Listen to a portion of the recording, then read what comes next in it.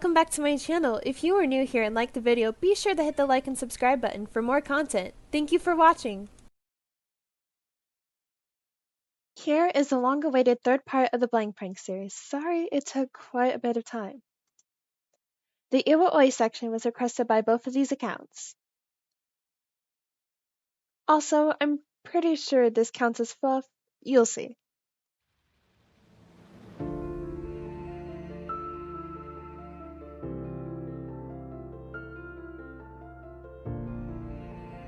It had been months since the whole drowning fiasco, but even still, TsukiYama was still dealing with the consequences and affected by the hypothermia. He ended up dealing with anemic symptoms. He always got lightheaded from sudden, fast movements, and he was always so cold. He would wear 3 hoodies and still be shivering. Thankfully, Yamaguchi was always there to make sure he was okay and warm. Occasionally, they would go out on jogs to get the middle blocker's body heat going. So, while he was told to do the prank, the pinch server was very hesitant. I mean, who would it be? This seemed more of an extreme prank, to say the least. Yet, here Yamaguchi was, finding himself sitting on the bathroom floor with the door closed, but not locked. He wasn't sure how this would plan out, but he didn't give his mind any time to overthink about anything.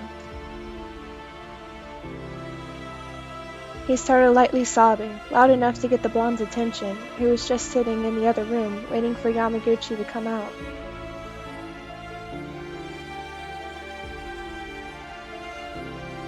Tsukishima was scrolling on his phone when he heard the soft whimpers coming from the bathroom. He could have swore he was imagining it, but it never stopped. Tadashi? He questioned before the noises entirely stopped, only increasing his suspicion.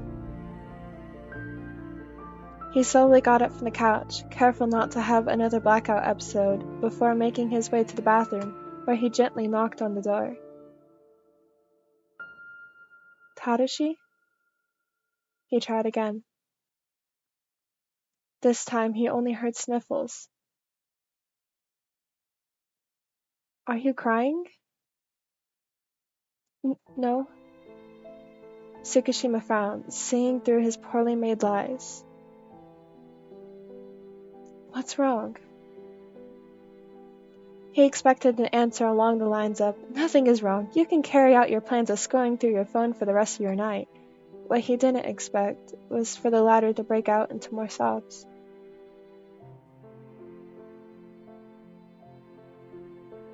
The fact he couldn't even deny it made the teller only assume the worst. Can I come in? No! He was quick to retort. Love. He tried to think of his next choice of words, but found no acceptable excuses except for honesty. So he went with that. Look, I'd rather not try to figure out what's wrong and try to help over 2 inches of pine wood. So please, can I come in? Yamaguchi had to stifle back a hearty laugh at his lover's adorable attempt. The door's unlocked, he said ever so slightly, yet just as quick as he finished, the bathroom door swung open with intent, just like he was waiting for permission. In a matter of seconds, Tsukishima was crouched down to the smaller side.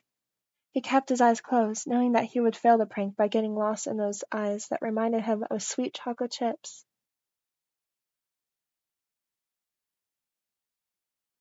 He felt the middle blocker grabbing at him, checking for obvious injuries, but found nothing. Tsukishima's gaze connected with his lover's face. His face and eyes were red, like he had been crying for a while now. Whenever he did cry, his freckles would sometimes fade, which TsukiYama did not like at all, and the red dots all over his face were replaced from inflammation, which TsukiYama also didn't like. Yamaguchi blindly reached out to where he imagined the toddler would be when he felt his long fingers intertwine with his. The slight touch almost made him flinch back, not expecting for him to grab his hand. The blonde rubbed the back of TsukiYama's hand with his thumb in an attempt to comfort him. What's wrong? Yamaguchi broke into another round of tears and was overall grateful that he had the natural talent of making himself cry. The smaller trailed his trembling hands up his lover's arm, where he found his shoulder, and followed by throwing himself into the latter's chest.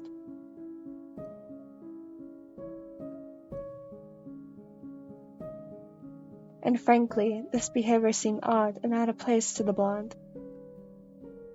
Tadashi? Please, talk to me. He only cried more. Please, you're worrying me.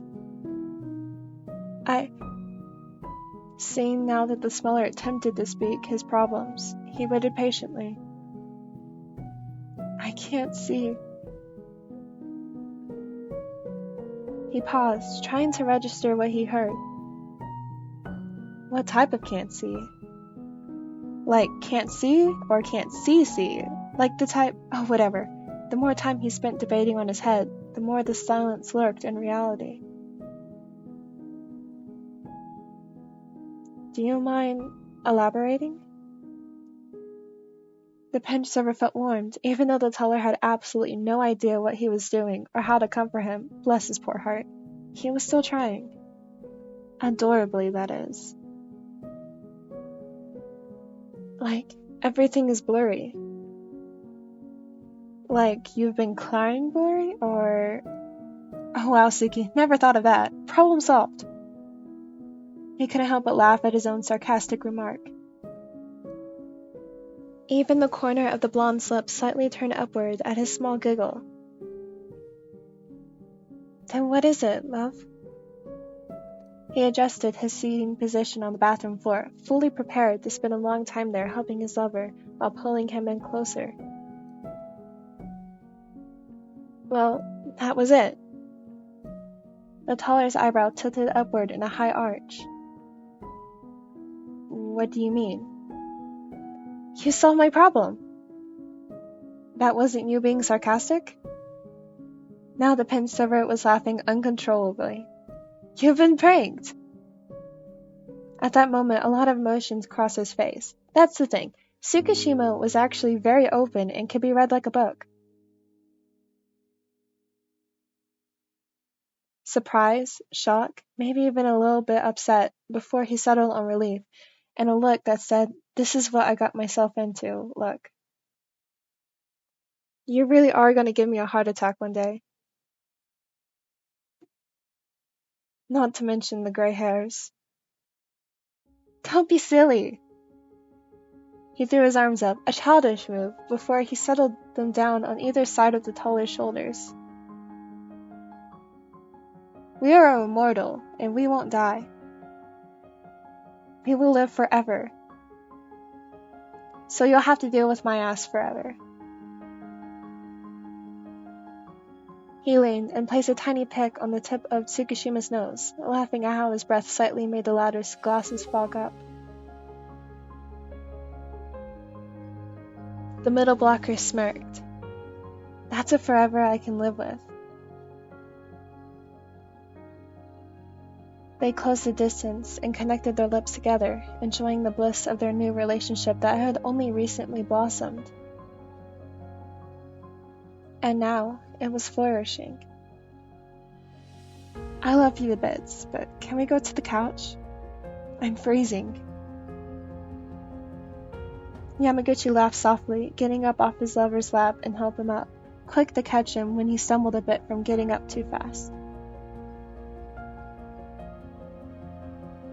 After making sure he was okay and not going to actually black out, he finally answered him.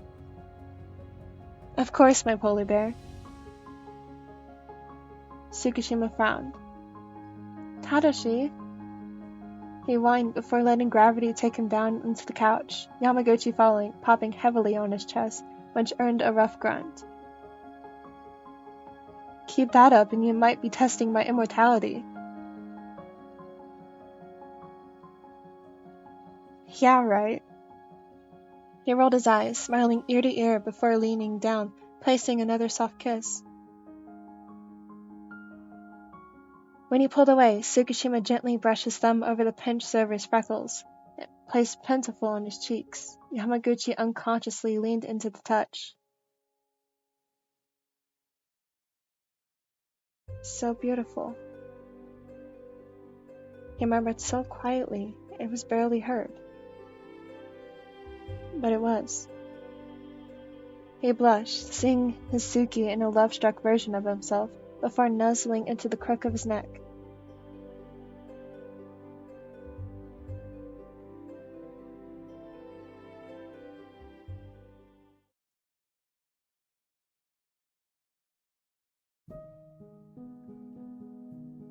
Maki had a plan. Well, sort of. You see, he planned on alternating his version of the prank.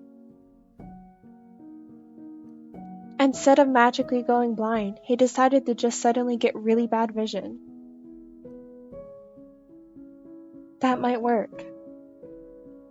Between the whole head injury when he did the pass-out prank, and when every third year at Abajose drowned, and he even stopped breathing for a hot second, frankly, Maki was tired.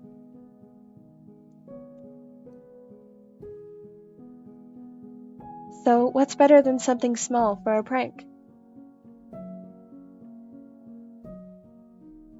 He shuffled underneath the covers with the brunette still asleep next to him. They were having a sleepover, and honestly, Maki wished he could make it an occupation to look at Matsun for the rest of his life. He observed every flawed, yet, in his eyes, flawless features. He studied everything, to Matsun's bushy eyebrows, to his long, narrow nose, and the slight scarring from acne. It was so perfect. He had tried to convince himself that he wasn't in love so many times, and even now, but it was moments like these that made him have no doubts. Yet, here he was, having a full-on gay crisis about his straight friend. Fun. He wished he could admit the pranks brought him closer, and even if they'd gone wrong, but it hurt. It hurt too much to admit. Even if he was getting closer, it was just false hope. I hate this, he mumbled, turning over facing away from Matsun before he turned back over to take another glance. Okay, maybe he looked like a creep, but give the man a break. It's all he had. He squinted his eyes at the growing migraine he felt coming on. It happened a lot these days, ever since the day he slipped in the shower and hit his head. It even multiplied during the whole drowning fiasco. Any slight pressure triggered a massive headache. Maki stilled, feeling a hand on his head. It was so warm, it could even be described as a furnace in the middle of the coldest winter storm. Is it your head? There it was, those words like smooth jello, and the morning husky voice was just a bonus that made his hairs on his arm raise and give him goosebumps. He nodded slowly, not sure if he could muster a noise without a voice crack.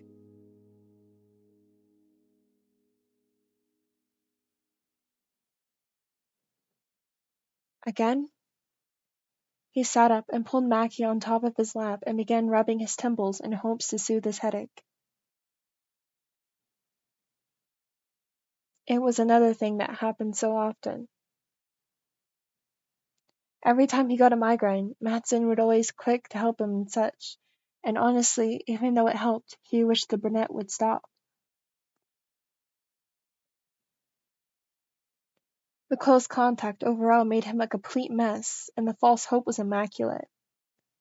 Maki groaned, letting his hand fall on the side in defeat.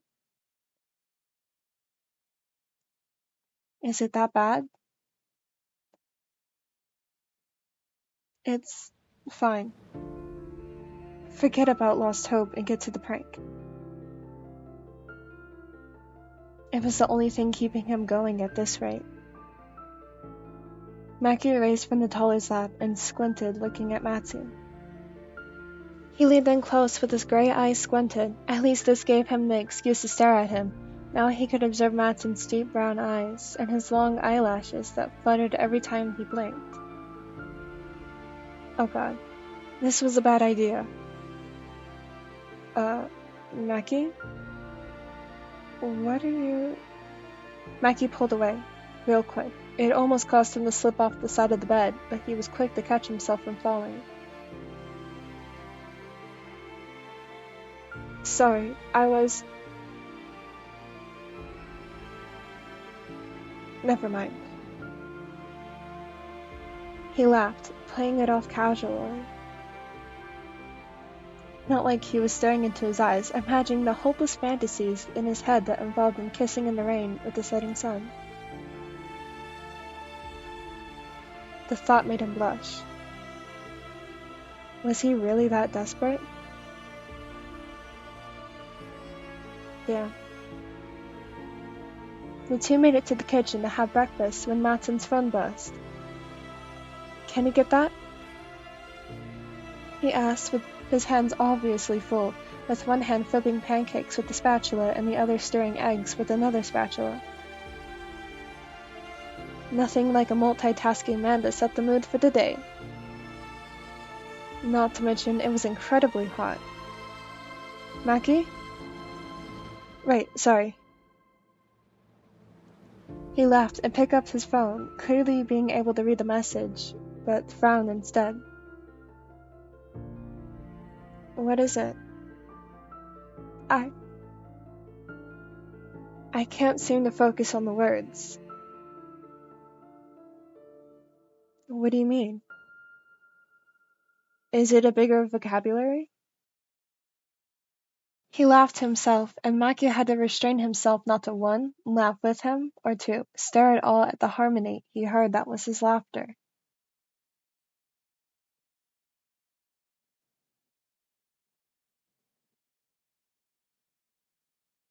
Matsun immediately stopped when he saw Maki still frowning. Kidding, of course. If the vocabulary is that bad, then I probably won't understand either. He laughed more lightly, trying his best to cheer the smaller up. Maki? No response. Takahiro! The middle blocker quickly turned off the stove, thinking maybe his headache was getting bad again, and made his way towards the spiker. Maki looked up with a slightly frightened look. What is it? Sorry, it's just blurry. Matsun frowned, taking his phone and seeing the clear words of the message, yet he didn't mind the message at all, and turned back to Maki. You can't see this clear? No. The brunette nodded his head, thinking something. Can you see me clear? Maki squinted and leaned closer, just as before. It all clicked at his odd behavior from before.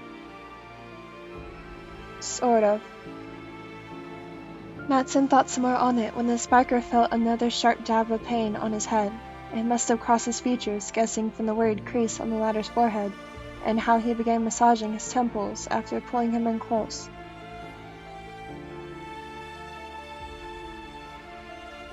It's your head,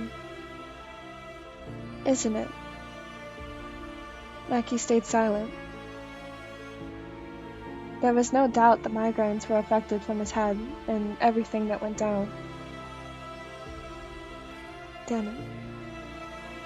The smaller went to question but was startled feeling his feet leave the floor before he realized that he was being carried. Matsun? He crossed his arm around the neck, afraid of being dropped. Calm down. His grip slightly loosened, just enough so the poor boy could breathe, when he was set down on the couch. Stay here. We don't need you accidentally hurting yourself. Again, you mean? Especially not while you're having trouble with your vision. I'll take you to the doctor. Wait here. Maki grabbed the toller's hand before he could scurry off to who knows where in a frenzy. Issei, calm down. I'm okay. I mean, I guess the migraine is real, but my vision is perfectly fine. Wait, what? Well, I pranked you. With bad vision? Technically, it was a blind prank, but I was being nice. Matsun smirked. Oh, how forever grateful I am. He sarcastically replied. I feel like you are winning at these. That's because I am, loser. That seemed to irk him. What was that? He threw Maki over his shoulder, which earned a loud yelp from the spiker. Matsun? Put me down. Not until you take it back. He teased. Little did he know, Maki had a plan. Your loss. Maki grabbed a hold of Matsun's pajama pants and pulled them down, leaving him in his boxers, which Maki had front row seating. Oh god. Abort mission.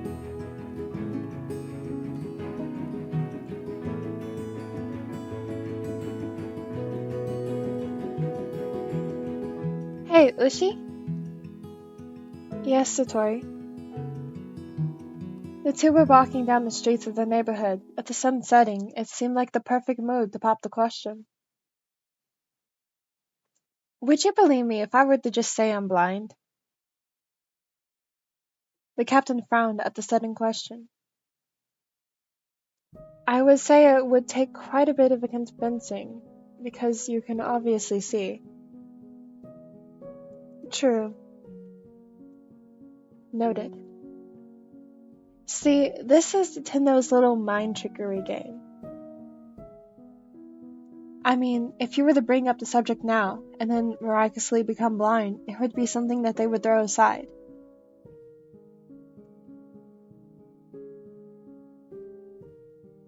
As a side thought, call it what you will.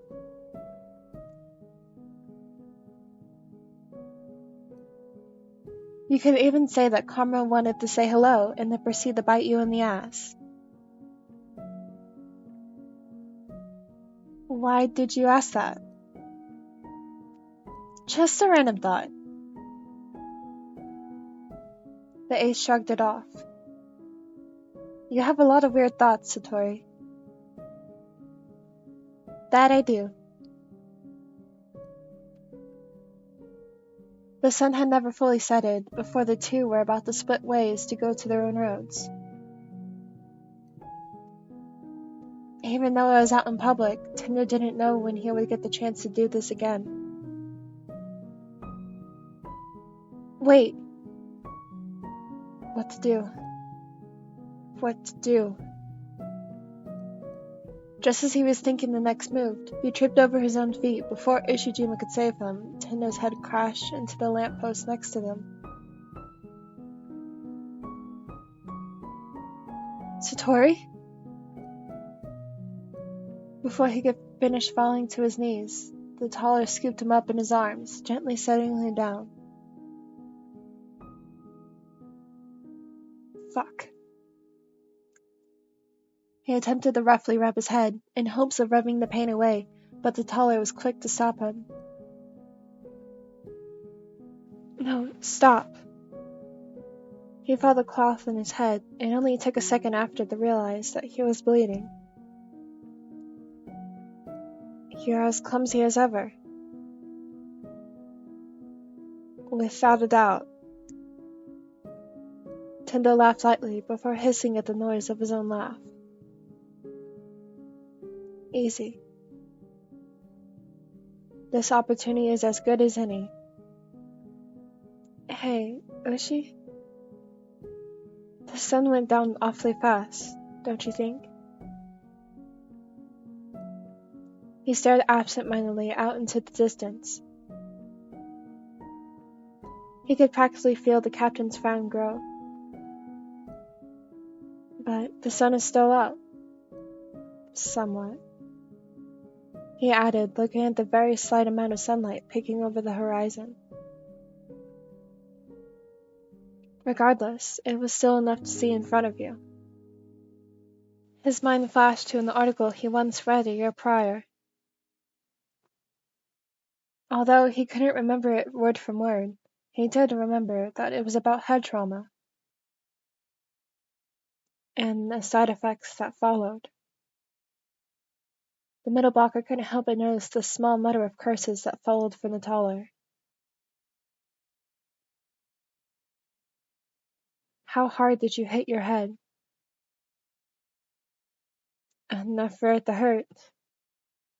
He joked and laughed, once again getting shut down from the sharp pain. This isn't funny, Satori. This could lead to permanent damage. I know, bad timing. But this is a prank. A prank? What is? His voice raised in volume and it caused the smaller to wince. He caught it fairly quickly and apologized. Blind, I mentioned it earlier, remember? It took a couple of seconds before he registered everything. He chuckled deeply. I thought we were done with pranks. That wrong. You do know that means I have to get you back, right? Except it isn't necessary. I believe it's 100% necessary. Tendo laughed. He liked seeing the taller outside of volleyball because he saw sides that no one else got to saw. It was just him. And no one else. So it seems. He started while removing the cloth. It isn't bleeding that much. That's good. But you should still go to the doctor later. He went on and on about the possibilities that could happen because he hit his head. The redhead just smiled and listened to his crush's rambling. God, he was so helplessly in love.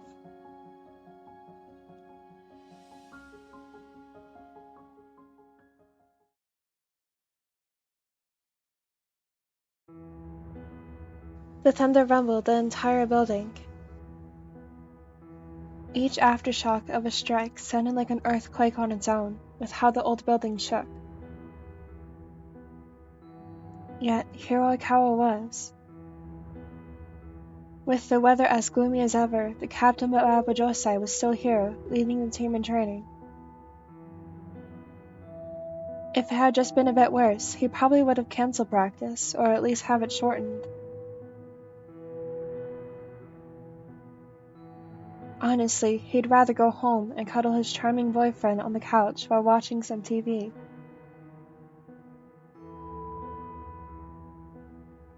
In truth, he was still recovering, so the only thing he could do was help his teammates on correcting their techniques and give them advice.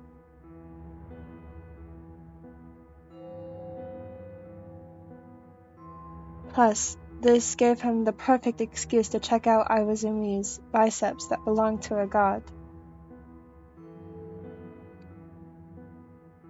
Kawa, Right. Practice. Yes, Iwa-chan? Are you doing alright? You're spacing out again. Right.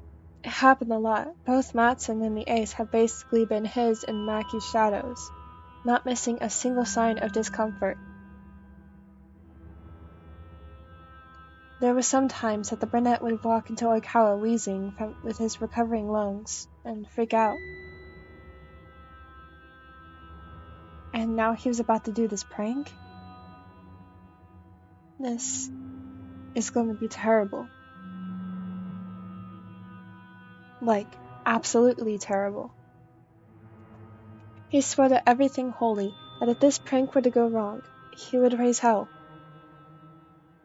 Pass out prank, a heavy wardrobe fell on him, making a rib puncture his lung. Okay, cool.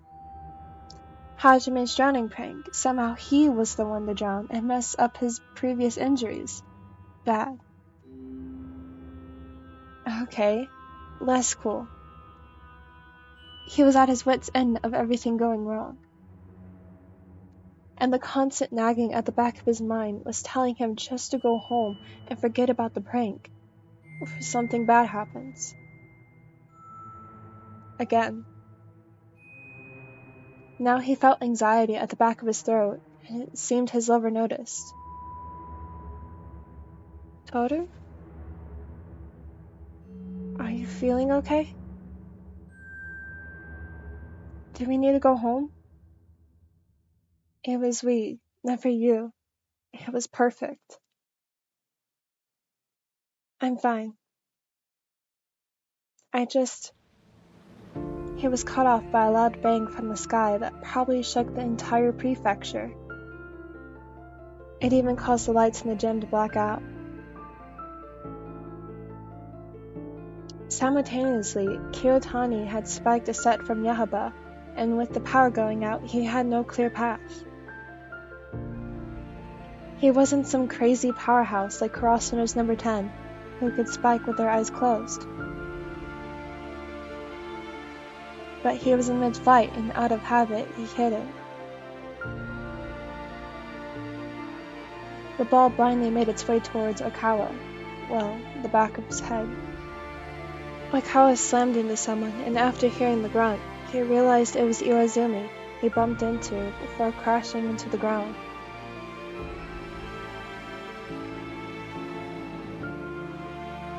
Arms and legs were tangled, and the ace groaned after getting the air knocked out of him. What the hell? His hands made his way to Oikawa's face instinctively, and made sure he was okay.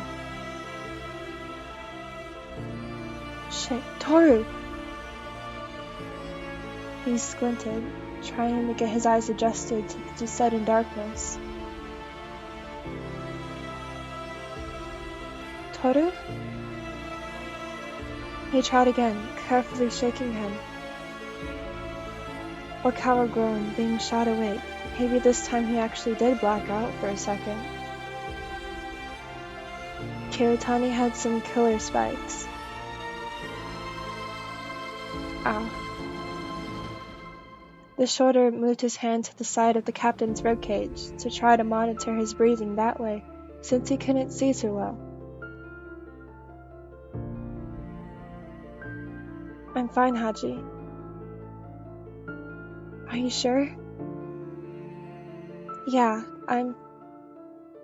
He made out Iwazumi's worried and frantic gaze with wide eyes of his own, but something was off.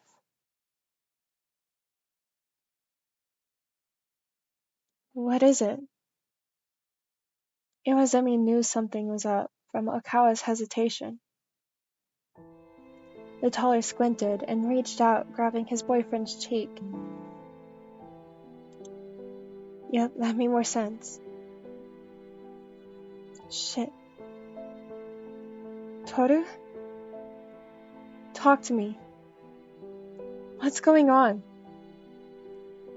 At this point, the ace was about to go crazy from worry. My contacts were knocked out. I can't see. Iwazumi was fully aware of his boyfriend's terrible eyesight. He might as well be blind. It was so bad that his usual glasses made it hard to walk, because it would affect his vision that way.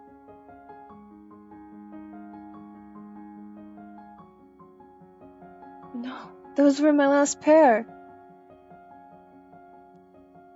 Oikawa fell into the ace's shoulder in defeat. Wait, so your head is fine? Screw that. What am I gonna do? Iwazumi cut him off with a small kiss on his lips. That shut him up real quick, especially considering the rest of the team was there watching them. I don't care about the contacts. We will get more. There it was again. He felt butterflies doing jumping jacks in his stomach. Maybe even some somersaults. What matters is you. Oikawa laughed lightly into his broad shoulder. You're such a simp. I can say the same for you. Yeah, you are both simps and in love, we get it. You're just jealous that you don't have That's enough! That is it. I hope you enjoyed it, and it hopefully lived up to the doling weight. Sorry again. I'll see you all at the next memory loss prank. Thank you for watching. As always, if you'd like to be kept up to date, check out any of my social medias. I hope that you all have a wonderful day or evening.